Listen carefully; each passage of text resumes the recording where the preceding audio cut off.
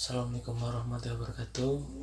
Perkenalkan, nama saya Andrian Faruk Alhaq, Prodi Teknik Informatika, kelas 1 Teknik Informatika. Pada kesempatan kali ini, saya perwakilan dari kelompok 3 Bahasa Indonesia akan mempresentasikan hasil kerja kelompok kami, yaitu tentang pengertian paragraf, fungsi paragraf, dan persyaratan paragraf yang akan dijelaskan oleh teman-teman saya sebagai berikut.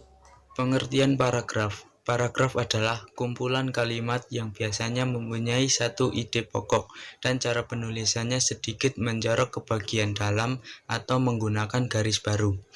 Nama lain dari paragraf adalah alinea. Definisi lain dari paragraf adalah seperti yang dikemukakan para ahli dalam bidang kebahasaan akan dijelaskan oleh teman saya, Mas Wijo Triyono. Paragraf adalah bagian dari suatu karangan yang terdiri atas sejumlah kalimat yang mengungkapkan satuan informasi dengan ide pokok sebagai pengendalinya. Ide tersebut dicetuskan oleh Ramlan. Paragraf adalah serangkaian kalimat yang saling bertalian untuk membuat sebuah ide atau gagasan baru. Dicetuskan oleh Handayani dan kawan-kawan. Paragraf merupakan sekelompok kalimat yang saling berhubungan dan bersama-sama menjelaskan satu unit pokok pikiran yang dijelaskan oleh Wiyanto. Dapat disimpulkan bahwa pengertian paragraf adalah kumpulan kalimat yang saling berhubungan dan membentuk sebuah ide atau gagasan baru. Fungsi paragraf. Paragraf mempunyai berbagai macam fungsi. Di antaranya adalah 1. Paragraf dalam sebuah kalimat dapat menjadi pengantar sebuah ide-ide bagi penulis. Paragraf dapat juga sebagai isi kalimat, dan paragraf juga dapat sebagai kalimat penutup pada tulisan yang dibuat oleh penulis. 2. Mencurahkan suatu perasaan dan pemikiran penulis dalam sebuah karya atau kalimat dalam bentuk tulisan yang dibuat secara logis dan dapat diterima oleh pembaca. Jadi, paragraf dapat menjadi tempat untuk penulis mencurahkan karya-karyanya. 3. Paragraf dapat membantu pembaca untuk memahami segala sesuatu mengenai isi dan topik dalam sebuah tulisan. Jadi, paragraf dapat membantu pembaca untuk memahami tulisan dari penulis. 4. Memudahkan penulis untuk menyusun ide-ide tentang tulisan yang akan dibuatnya.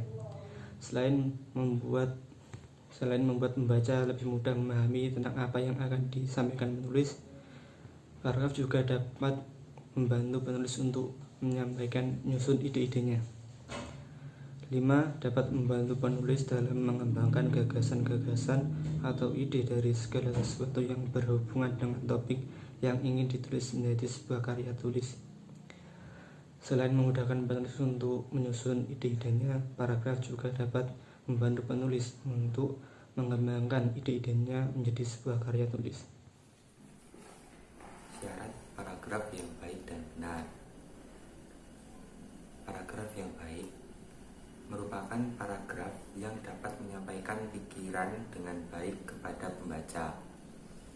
Adapun syarat dari paragraf yakni harus mempunyai syarat-syarat sebagai berikut. 1. Kesatuan atau unity.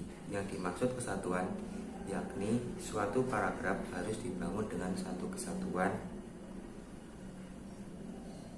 Kesatuan tersebut yaitu satu pikiran pokok dan beberapa pikiran jelas. Hubungan pikiran yang satu dengan yang lainnya menandakan bahwa paragraf tersebut sudah mempunyai kesatuan. Kepaduan koherensi. Kepaduan terwujud dari hubungan kompak antar kalimat pembentuk paragraf. Kepaduan yang baik terjadi jika hubungan timbal balik antar kalimat wajar dan mudah dipahami. Ada beberapa cara supaya paragraf mempunyai kepaduan yang kompak, yakni memakai kata ganti, kata penghubung, serta perincian dan urutan pikiran. Kelengkapan. Suatu paragraf dikatakan lengkap jika berisi kalimat-kalimat penjelas yang cukup untuk menunjang kalimat pokok. Ya, baik. Terima kasih.